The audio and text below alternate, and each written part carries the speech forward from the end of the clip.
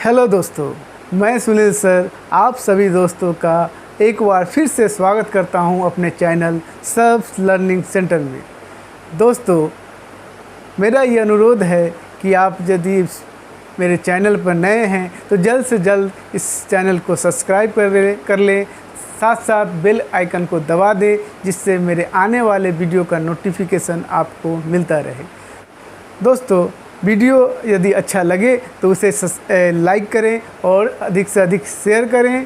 साथ साथ अपने विचारों को और वीडियो से संबंधित किसी भी प्रकार की क्वेरी को जानने के लिए आप कमेंट बॉक्स में अपना कमेंट ज़रूर लिखें। दोस्तों, हिंदी विषय के हिंदी व्याकरण की इस कड़ी में आज का हमारा टॉपिक है सर्वनाम। सर्वनाम ऐसे तो सभी जानते हैं, पढ़े हुए हैं, बहुत ही आसान है, लेकिन इसमें बहुत सी समस्याएं आती हैं। तो उस समस्याओं को समझने के लिए और अपने सारे डाउट को दूर करने के लिए आपसे अनुरोध है कि वीडियो को अंत तक पूरा देखें, जिससे आपके सारे डाउट क्लियर हो जाएंगे। जो भी समस्याएं या परेशानी उत्पन्न होती है वो सारे आज क्लियर हो जाएंगे। तो आइए ज़्यादा देर न करते हुए हम लोग वीडियो को शुरू करते हैं। तो दोस्तों, सर्वनाम क्या होता है, सर्वनाम का मतलब क्या होता है, या सर्वनाम कहते किसे हैं? तो आइए हम लोग देखते हैं सर्वनाम का अर्थ क्या होता है, उसका मतलब क्या होता है। तो संज्ञा शब्द के स्थान पर, यानी संज्ञा शब्द के स्थान पर, यानी उसके बदले में प्रयुक्त होने वाले शब्द को सर्वनाम कहते हैं। अर्थात संज्ञा शब्द के बदले में हम जिस शब्द का प्रयोग करते हैं उसे सर्वनाम कहते हैं। बात समझ में आ गई? फिर से एक बार हम लोग देख लेते हैं, क्लियर करते हैं इसे, कि संज्ञा शब्द के स्थान पर प्रयुक्त होने वाले शब्द को सर्वनाम कहते हैं, या संज्ञा शब्द के बदले में हम जिस शब्द का प्रयोग करते हैं उसे सर्वनाम कहते हैं। जैसे वह, तुम, मैं, यह, वे, आप। समझ में आ गई? तो जैसे वह, जैसे हम बात करते हैं किसी व्यक्ति के बारे में, जैसे राम स्कूल गया।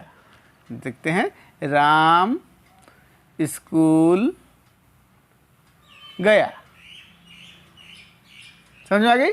अब हम देखिए, अब इसी के राम के बारे में वह किताब पढ़ा। तो हम बार बार राम के बारे में जब हम बात कर रहे हैं तो राम शब्द का प्रयोग ना करके उसके लिए वहाँ पे हम लोग वह का प्रयोग कर रहे हैं। तो देखिए, राम के बदले में हम किस शब्द का प्रयोग कर रहे हैं? वह का प्रयोग कर रहे हैं। तो राम संज्ञा शब्द हो गई और वह उसके सर्वनाम शब्द हो गए। बात समझ में आ गई? ठीक है, वेरी गुड, आगे बढ़ते हैं। तो अब देखते हैं सर्वनाम के भेद कितने होते हैं। तो सर्वनाम के कुल 6 भेद होते हैं। कौन कौन से? तो पुरुषवाचक सर्वनाम, निश्चयवाचक सर्वनाम, अनिश्चयवाचक सर्वनाम, संबंधवाचक सर्वनाम, प्रश्नवाचक सर्वनाम और निजवाचक सर्वनाम। देख लिए, तो कितने प्रकार के हो गए? सर्वनाम 6 प्रकार के हो गए। ठीक है, यहाँ पे क्षमा कीजिएगा, यहाँ पे प्रिंटिंग मिस्टेक हो गई है। तो यहाँ पे सर्वनाम कितने प्रकार के हो गए? 6 प्रकार के। कौन कौन से? पुरुषवाचक सर्वनाम, निश्चयवाचक सर्वनाम, अनिश्चयवाचक सर्वनाम, संबंधवाचक सर्वनाम, प्रश्नवाचक सर्वनाम और निजवाचक सर्वनाम। अब इसके बारे में एक एक करके हम लोग पूरी तरह से विस्तार से हम लोग इसकी बारे में व्याख्या करेंगे और समझेंगे। तो चल आगे बढ़ते हैं कि सबसे पहला जो है पुरुषवाचक सर्वनाम किसे कहते हैं। तो पुरुषवाचक सर्वनाम करने का तात्पर्य क्या होगा कि उत्तम पुरुष। दोस्तों, हम लोग जानते हैं कि पुरुष कितने होते हैं? पुरुष 3 प्रकार के होते हैं, उत्तम पुरुष, मध्य पुरुष और अन्य पुरुष। उत्तम पुरुष कहने का तात्पर्य क्या होता है? जो वक्ता होता है। और मध्यम पुरुष जो श्रोता होता है, जो सुनने वाला होता है। उत्तम पुरुष जो बोलने वाला, मध्यम पुरुष जो सुनने वाला, और अन्य पुरुष जिसके बारे में हम लोग बात कर रहे होते हैं। तो यहाँ पे देखिए, उत्तम पुरुष, मध्य पुरुष और अन्य पुरुष के स्थान पर प्रयोग होने वाले शब्दों को पुरुषवाचक सर्वनाम कहते हैं। ठीक है, उत्तम पुरुष, मध्य पुरुष और अन्य पुरुष के स्थान पर, उनके बदले में जिस शब्द का हम लोग प्रयोग करते हैं उसे पुरुषवाचक सर्वनाम कहते हैं। जैसे उत्तम पुरुष में, जैसे उसके बदले में हम क्या क्या प्रयोग कर सकते हैं जो वक्ता है, तो वहाँ पे मैं, हम, मैंने, मेरा, हमारा। मध्य पुरुष में तू, तुम, तुम्हारे, तुझे, तुम्हें, तुमको। अन्य पुरुष में वह, यह, वे, इन, उन, उनको, इन्हें इत्यादि शब्दों का हम लोग प्रयोग करते हैं। इन्हें ही पुरुषवाचक सर्वनाम कहते हैं। अगला है निश्चयवाचक सर्वनाम किसे कहते हैं। निश्चयवाचक सर्वनाम किसे कहते हैं, तो जिन सर्वनाम शब्द से निकट या दूर व्यक्तियों या वस्तुओं का निश्चयात्मक संकेत मिलता है उसे निश्चयवाचक सर्वनाम कहते हैं। समझ में आया कि जिससे निश्चितात्मकता का बोध होता हो उसे निश्चयवाचक सर्वनाम कहते हैं। जैसे कि उदाहरण पर यह, वह, ए, वे इत्यादि। अब इसे आगे इसको अच्छी तरह से इलस्ट्रेट करते हैं, देखते हैं कि यह मेरी पुस्तक है, वह उनकी मेज है, ए मेरे हथियार है, वे तुम्हारे आदमी हैं। यहाँ पे देखिए, यह मेरी पुस्तक है, यह निश्चयात्मकता का बोध हो रहा है कि ये पुस्तक जो है वो मेरी है, ये निश्चित है। यहाँ पे यह मेरी पुस्तक है कहने का मतलब कि ये निश्चित तौर पर ये हो रहा है, सिद्ध हो रहा है कि ये पुस्तक जो है वो मेरी है। वह उनकी मेज है, अर्थात ये मेज किनकी है, उनकी है, ये निश्चितात्मक बात है। ये मेरे हथियार है, ये तुम्हारे आदमी है इत्यादि। इससे ये प्रकट हो रहा है कि यहाँ पे निश्चयात्मकता का संकेत हो रहा है, बोध हो रहा है, अतः यह निश्चयवाचक सर्वनाम कहलाते हैं। आगे है अनिश्चयवाचक सर्वनाम। अनिश्चयवाचक सर्वनाम कहने का मतलब क्या हुआ? अनिश्चयवाचक सर्वनाम कहने का मतलब क्या हुआ कि जिन सर्वनामों से किसी निश्चित वस्तु का बोध नहीं होता है, बल्कि इसलिए उसे अनिश्चयवाचक सर्वनाम कहते हैं। मतलब कि किसी निश्चित वस्तु का बोध ना हो, इससे पता ना चले कि ये वस्तु या जो है किसी व्यक्ति से रिलेट करता है या नहीं है, अनिश्चित है, तो ऐसे शब्दों को अनिश्चयवाचक सर्वनाम कहते हैं। जैसे कि यहाँ पे देख लीजिए, कोई, कुछ, ठीक है, इससे निश्चितात्मकता का बोध नहीं होता, अनिश्चितता का बोध होता है कि कोई, कुछ।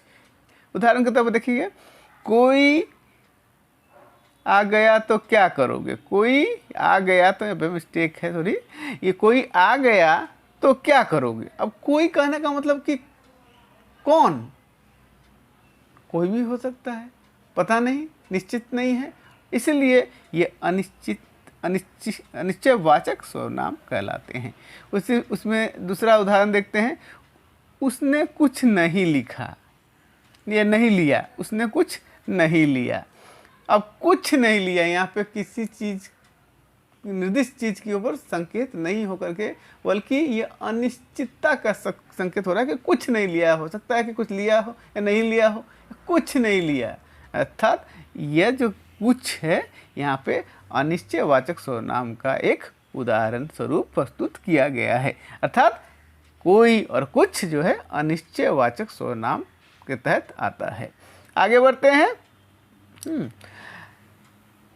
तीसरा जो प्रकार है हमारा सर्वनाम का, वो है संबंधवाचक सर्वनाम।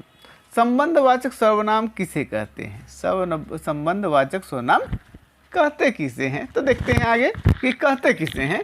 तो जिस सर्वनाम से किसी अन्य सर्वनाम के साथ संबंध स्थापित किया जाए, यानी एक सर्वनाम से दूसरे सर्वनाम के बीच में जब किसी शब्द के द्वारा संबंध स्थापित किया जाता है, उसे संबंधवाचक सर्वनाम कहते हैं। जैसे कि जो और सो। उदाहरण के तौर पे उदाहरण से हमें अच्छी तरह से ये समझ में आएगी। जैसे कि देखिए, जो आया है सो जाएगा, ये ध्रुव सत्य है। तो जो आया है सो जाएगा, तो यहाँ पे जो और सो संबंध क्रिएट कर रहा है, संबंध स्थापित कर रहा है, अर्थात जो और सो, ठीक है, ये सर्वनाम आपस में संबंध स्थापित किए जा रहे हैं। जो आया कोई अर्थ नहीं निकला, सो जाएगा अर्थ नहीं, लेकिन जो आया है सो जाएगा एक पूर्ण अर्थ निकल रहा है, अतः यह संबंधवाचक सर्वनाम कहलाते हैं। अगला देखते हैं, प्रश्नवाचक सर्वनाम किसे कहते हैं। प्रश्नवाचक सर्वनाम किसे कहते हैं? तो जिस सर्वनाम का प्रयोग प्रश्न करने के लिए किया जाता है।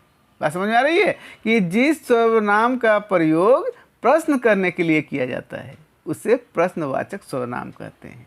अब सर्वनाम तो आप समझते ही हैं कि संज्ञा के बदले में आ गया, और संज्ञा के बदले में जो शब्द आ रहे हैं और उससे किसी प्रश्न को पूछा जा रहा है ना, तो समझ लीजिए कि वह प्रश्नवाचक सर्वनाम है। अब उसके उदाहरण कौन कौन से हैं, अगर जैसे हमें देखेंगे तो कौन, क्या, ठीक है, क्यों, कब, कौन, क्या, क्यों, कब, कहाँ, ये सारे जो है सर्वनाम किसी न किसी तरह से प्रश्न को पूछते हैं, अतः इसे प्रश्नवाचक सर्वनाम कहते हैं। उदाहरण के तौर पे, कौन आया था, वह क्या कर रहा है, वह कब आया था। कहने का मतलब क्या हुआ, जब यह वाक्य बोल रहे हैं, वाक्य में जब कौन शब्द का जब प्रयोग होते ही एक प्रश्न बन जा रहा है, ये कौन आया था, क्या कर रहा है और कब आया था, अतः यह प्रश्नवाचक सर्वनाम कहलाते हैं। ठीक है, आगे बढ़ते हैं। अगला जो है हमारा सर्वनाम के प्रकार वो है निजवाचक सर्वनाम। निजवाचक सर्वनाम किसे कहते हैं? तो जिस सर्वनाम को अपने आप या स्वयं के लिए प्रयुक्त किया जा रहा हो, माने अपने आप को व्यक्त करने के लिए वक्ता जो है अपने आप को व्यक्त करने के लिए प्रयोग करता है, ठीक है, उसे निजवाचक सर्वनाम कहते हैं। जैसे कि आप, ये आप जो है, ठीक है, अन्य पुरुष वाला आप नहीं है, ठीक है, ये माने ये मध्यम पुरुष वाला आप नहीं है, बल्कि ये जो है निजवाचक सर्वनाम के रूप में इसे प्रयुक्त में लिया जा रहा है। जैसे कि उदाहरण पर देखेंगे, यह कार्य मैं आप ही कर लूँगा, यह कार्य मैं आप ही कर लूँगा। यहाँ पे आप करने का मतलब कि किसी दूसरे व्यक्ति के बारे में नहीं बात कर रहे हैं, बल्कि स्वयं के बारे में। ये काम मैं स्वयं कर लूँगा था, यह काम मैं आप ही कर लूँगा। इसका मतलब ये हुआ कि यह निजवाचक सर्वनाम यानी अपने निजी व्यक्तित्व को, निजी क्रिया को प्रस्तुत करने के लिए यहाँ पे व्यक्त किया जा रहा है, अतः यह निजवाचक सर्वनाम का एक प्रकार है। ठीक है, तो